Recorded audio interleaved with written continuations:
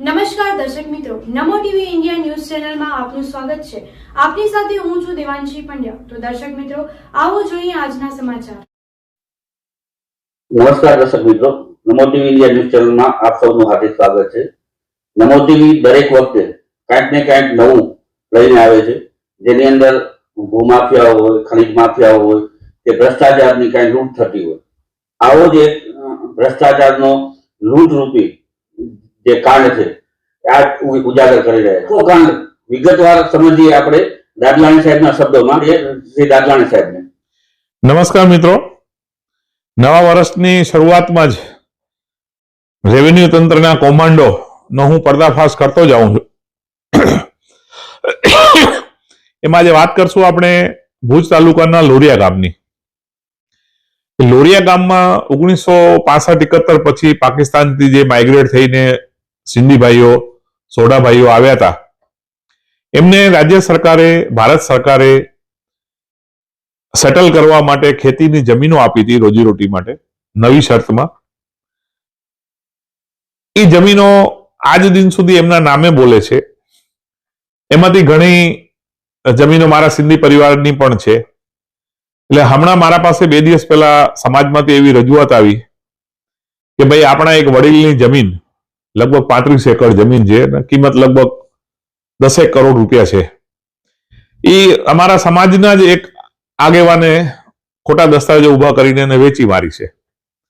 એટલે મેં એની બધી ઊંડાણમાં તપાસ કરી તો ખબર પડી કે ભાઈ લોરિયા ગામનો 665 નંબર સર્વે એ જે ભાઈને નાગરાણીભાઈના નામની હતી જમીન, એ ભાઈ આજથી લગભગ 32 વર્ષ પહેલા ગુજરી ગયા છે। 94-95 એ ગુજરી ગયા છે। તો એવા બીજા ઘણા પણ વડીલો છે જેની જમીનો આજ દિન સુધી લોરિયા અને ઝુરા ગામમાં નવી શરતમાં બોલે છે, અથવા ઘણી શરતો ચેન્જ કરીને કલેક્ટર સાહેબે એમને નવી શરતોમાં ફેરફાર કરી આપી છે।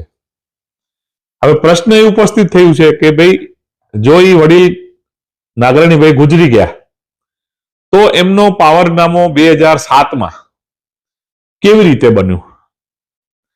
એ પાવરનામાનું મેં જયારે વંચાણ કર્યું તો એ કાકા છેલ્લે રહેતા હતા આદિપુરમાં, એમના છોકરાઓ પોતરાઓ પણ છે હજી। તો પાવરનામામાં દેખાડ્યું છે કે હું મુંબઈ રહું છું, એફિડેવિટ નોટરી સમક્ષ અમદાવાદમાં કરવામાં આવે છે। જે પાવરનામો લે છે સુરેશ મૂલચંદાણી કરીને, એ ભાઈ પણ ભુજમાં રહેવાસી છે, તો એમાં એડ્રેસમાં લખે છે હું અમદાવાદી છું। મરનારનો બતાવે છે કે એ મુંબઈ રહે છે, એ સરનામું પણ સ્પષ્ટ નથી વંચાતો। તો એ નોટરીએ કેવી રીતે એ નોટરી કરી આપ્યું છે એફિડેવિટ, એ સમજાતું નથી।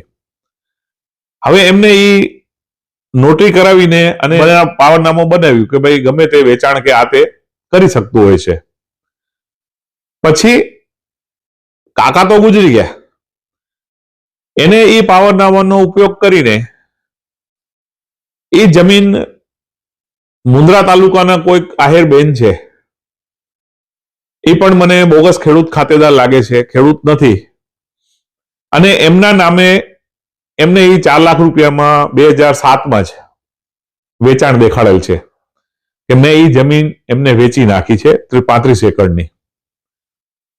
આગળ જતા હમણાં ડેવલપમેન્ટ એવું થયું છે કે એપ્રિલ 2024માં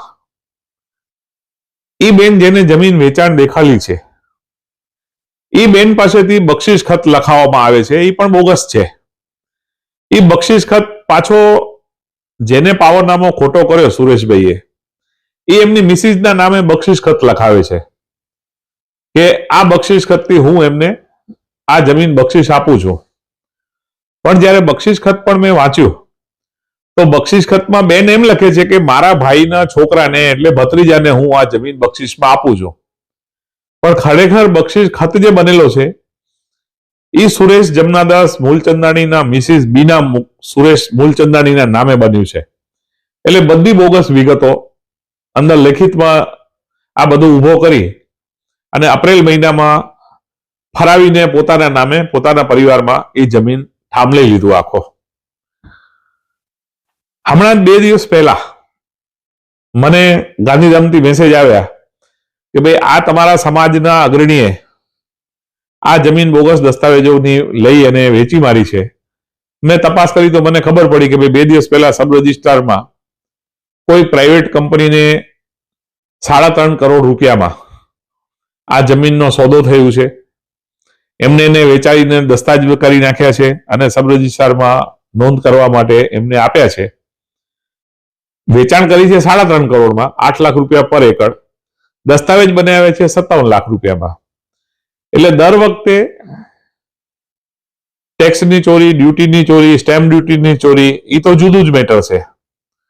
પણ કોકની જમીન પચાવીને આ રીતે વેચી મારવાનો આ ખૂબ જ ગંભીર ફોજદારી ગુનો બનેલ છે. એટલે મેં આજે મામલતદાર સાહેબ, કલેક્ટર સાહેબ, રેવન્યુ સેક્રેટરી અને ડીએસપી સાહેબને રજૂઆત કરી છે કે આ પ્રકરણની ઊંડાણપૂર્વક તપાસ કરી અને જે ગુનેગારો હોય એ ગુનેગારોને જેલ પાછળ નાખી દેવાનો. એમાં વિશેષ બીજી એક વસ્તુ કહું કે જે પાવરનામા અને જે બક્ષિસ ખતો બન્યા છે એમાં સાક્ષીઓમાં એમના જ પરિવારના, એ પોતે સુરેશભાઈ, એમનો છોકરો, એમના મિસિસ, એમના જ કોઈ એક બીજા રિલેટિવ છે આદિપુરના, એમની જ સહીઓ છે. બહારનો કોઈ પણ સાક્ષ્ય એ લોકો ઉભો નથી કર્યો. એટલે પ્રથમ દ્રષ્ટિએ બધા જ દસ્તાવેજો, બધા ટોટલી ફોર્જરી વાળા બોગસ દસ્તાવેજો બનાવે છે અને કાકાની જમીન પચાવીને કાલે પારંપરિક દિવસે 3.5 કરોડમાં વેચી મારી છે. એવી બીજી પણ ઘણી જમીનો છે. મારા સમાજમાંથી મને મેસેજ આવ્યા છે કે ભાઈ જે વડીલો આપણા પાકિસ્તાનથી કે સિંધથી આવ્યા હતા અને સરકારે જે જમીનો એમને ફાળવી હતી એ પૈકીની ઘણી બધી જમીનો આ ભાઈએ વેચાણ કરી છે. એટલે મારી હમણાં તપાસ ચાલુ છે કે બીજા કેટલા સર્વે નંબરોની જમીનો એને આ રીતે પવારનામા બનાવી ખોટા બરનારના અને વેચાણ કરી છે. હું તપાસ કરું છું, પછી આગળ જતા જે હશે હું પોલીસ કાર્યવાહી કરાવીશ. તો આપના ચેનલ મારફતે કલેક્ટર સાહેબ અને રેવન્યુ સેક્રેટરી સાહેબને હું રજૂઆત કરું છું કે મારી રજૂઆત પ્રમાણે તાત્કાલિક એમની પોલીસ કાર્યવાહી થાય અને જે હકીકત હોય એ હકીકત પ્રમાણે કાયદાકીય પગલાં ભરાય. તો દર્શક મિત્રો, આ હતા આજના સમાચાર. ફરી મળીશું નવા સમાચારો સાથે. ત્યાં સુધી રજા આપશો. નમસ્કાર.